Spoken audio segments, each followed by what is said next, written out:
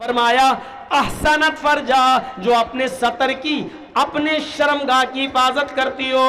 दो माना है, एक तो यह कि वो अपने शौहर के अलावा किसी और के साथ बिस्तर पर न लेटती हो, अपनी शर्मगाह का इस्तेमाल किसी गलत जगह पर न करती हो। और शॉर्टकट में एक और रास्ता है अपनी शर्मगाह की हिफाजत का, इतने शॉर्ट कपड़े न पहनती हो, इतने टाइट कपड़े न पहनती हो, इतने भड़कीले लिबास और इतने बर्क वाले लिबास, चमकने वाले लिबास न पहनती हो कि उनके कपड़े से, जो कपड़ा पहने हुए हैं उस कपड़े से उसके जिस्म की बॉडी नजर आती हो, उसके जिस्म का उसका फिगर नजर आता हो, उसकी कमर और हाथ और पैर सब पता चलते हो, चिपके हुए हो।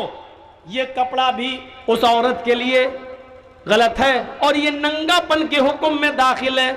जैसा कि अभी मुझसे पहले फैजी साहब ने बताया था, निसाउन कासियातुन आरियातुन माइलातुन व मुमीलात, ये हदीस आपके सामने पढ़ के बताई थी। मेरे प्यारे साथियों, उन औरतों को भी नंगा कहा गया है, उन औरतों को भी नंगा कहा गया है जो औरतें कपड़ा पहनेंगी। फरमाया एक ऐसा जमाना आ जाएगा कयामत से पहले कि तुम औरतों को देखोगे कि वो कपड़ा तो पहनेंगी लेकिन नंगी होंगी। कासियात कपड़े पहनेंगी, आरियात लेकिन नंगी होंगी। अल्लाह के रसूल ने नंगी औरत सिर्फ उसी को नहीं कहा जिसके जिस्म पर कोई कपड़ा ना हो, उस औरत को भी नंगा कहा है जो कपड़े पहने लेकिन उसका फिगर दिखाई दे रहा है।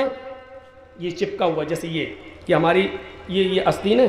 अब औरत की आस्तीन कैसी होती है, ये चिपकी हुई है। अब ये बाहें दिख रही हैं, अंदर से नहीं दिख रही हैं लेकिन बाहों का साइज दिख रहा है। आइडिया हो गया इसकी बाहें कितनी भरी हैं। तो ये नंगेपन में शामिल है, चाहे यहां कपड़ा ही क्यों ना हो। अब यहां पर वो पहनी हुई लेगी है, ऐसे चिपकी हुई है, ये पहनी हुई है। अब ये रान पर नजर पड़ रही है, इससे पता चल गया इसकी रान का साइज क्या है। तो ये लेगी पहनने के बाद भी नंगी है। हमारे और आपके समाज में फैशन हो सकता है लेकिन रसूलुल्लाह की नजर में ये लड़की या ये औरत नंगी है, नंगी है, नंगी है। और एक पहचान बता दूं नंगी औरत की, जो जितने बड़े बाप की बेटी होगी उसके जिस्म पर उतना ही कम कपड़ा होगा। आप आजमा के देख लेना, जो जितने बड़े बाप की बेटी होगी वो उतना कम कपड़ा पहने हुए होगी। अबे काहे का बड़ा बाप है तू रे?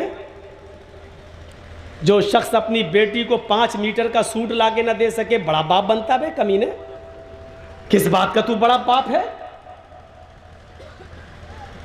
तू तो बखील है, अपनी लड़की तक को कपड़ा ढांकने के लिए पैसा नहीं देता, 5 मीटर का कपड़ा लाके नहीं दे सकता है।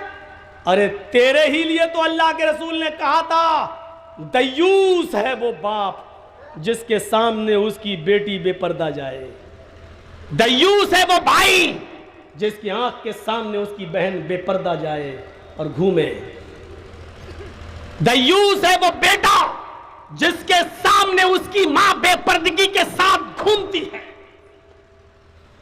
दयूस कहा उसको। दयूस है वो शौहर जिसके आंख के सामने जिसकी बीवी बेपर्दगी के साथ घूमती हो।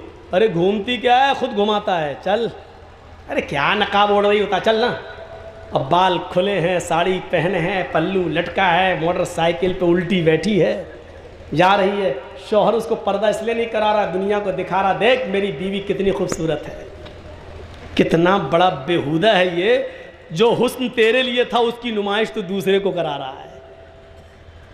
हमारे फैजी साहब बिगड़ रहे थे बेचारे, कह रहे थे कि वो औरतें जो दूसरों के लिए बनती और संवरती हैं, अरे ये खुद दूसरों के लिए बना सवार के लेके जा रहा है, खुद देखना गवारा नहीं कर रहा, मेकअप करके खुद मोटरसाइकिल पे लेके जा रहा है और लोग देख रहे हैं माशाल्लाह उसकी बीवी बड़ी अच्छी है और खुद सुन के खुश हो रहा है, मेरी बीवी की तारीफ हो रही है। अबे तू दयूस है। दयूस का माना जानते हो क्या है?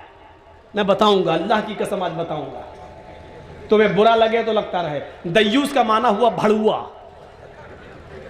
दयूस तो अरबी लफ्ज है ना। अब योगी जी हमसे पूछा कि मौलाना साहब ये दयूस किसको कहा गया, तो हमें क्या बताना पड़ेगा? मोदी जी हमसे पूछें कि दयूस का माना क्या, भाई दयूस तो अरबी लफ्ज़ दयूस किसको कहते, तो उनको समझाना पड़ेगा ना दयूस के माना भड़ुआ है। अब भड़ुआ अब बताना पड़ेगा ना भड़ुआ किसको कहते हैं। भड़ुआ उसको कहते हैं कि जिसने अपनी माँ बहन बेटी को धंधा कराने के लिए किसी कोठे में बिठा दिया है और उनसे धंधा कराता और उनकी कमाई खाता है, इसको कहते हैं भड़ुआ। अपनी माँ बहन बेटी की कमाई खाने वाला, हराम कमाई खाने वाला। इतना गंदा इंसान हुआ ये आदमी।